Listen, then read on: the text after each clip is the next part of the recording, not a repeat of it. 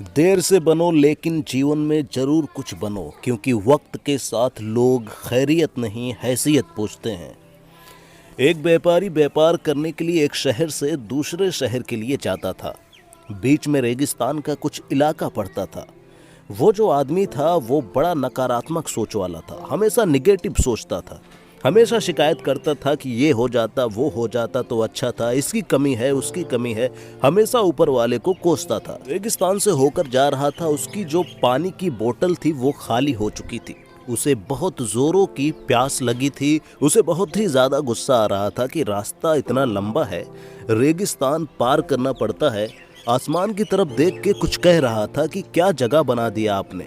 ऊपर वाले को कोस रहा था कि क्या जगह बना दिया आपने, बिल्कुल भी अच्छा जगह नहीं है। अगर मेरे पास में बहुत सारा पानी होता, बहुत सारा साधन होते तो इस जगह पे हरियाली कर देता, खेत लगवा देता और माहौल बिल्कुल अलग बना देता।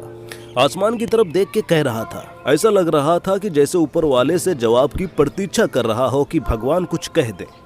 कमाल ये हुआ कि जैसे ही उसने नीचे देखा, उसे अपनी आंखों के सामने एक कुआं दिखाई दिया। चमत्कार सा हो गया, वो घबरा सा गया। उसने कभी रेगिस्तान में कुआं देखा नहीं था। थोड़े से कदम आगे बढ़ाकर पहुंचा जब कुएं के पास, तो कुआं पानी से लबालब भरा हुआ था। लेकिन शिकायती आदमी था, नकारात्मक सोच वाला था। फिर से ऊपर देखा और बोला, अरे भगवान, पानी से भरा हुआ लबालब कुआं तो दे दिया, लेकिन पानी कैसे निकालूंगा। और ऐसा बोल के फिर से ऊपर देख रहा था। इस बार जब नीचे देखा तो फिर से चमत्कार हुआ और कुएं के पास में रस्सी और बाल्टी दिखाई दिया। लेकिन शिकायती आदमी था, निगेटिव सोचता था।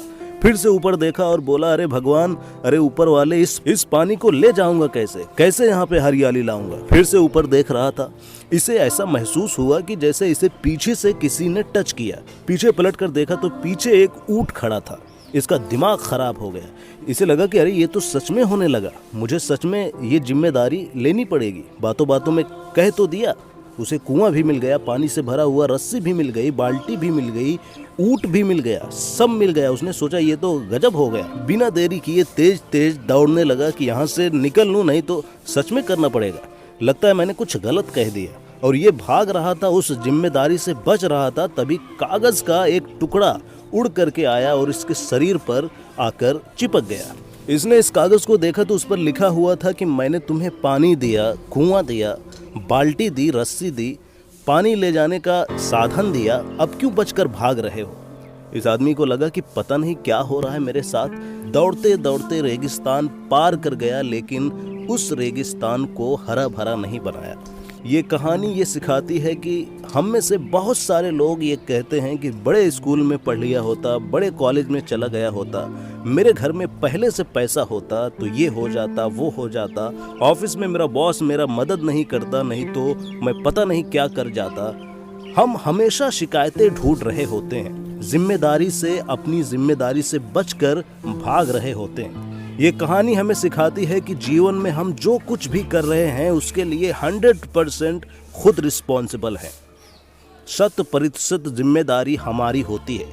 दूसरों पर दोष देना, उनकी गलतियां बताना बंद कीजिए, अपनी गलतियों को सुधारना शुरू कीजिए। दूसरों को देखकर मत कहिए कि उसने ये कर दिया वो कर दिया। जरूरी नहीं है कि बीमार होने के लिए बीमारी की जरूरत पड़े। आजकल लोग दूसरों की खुशी देखकर बीमार पड़ जाते हैं। तो आप ऐसा मत करिए, खुद मेहनत करिए, दूसरों को कोसना बंद करिए, अपने काम में अपनी खुशी ढूंढिए।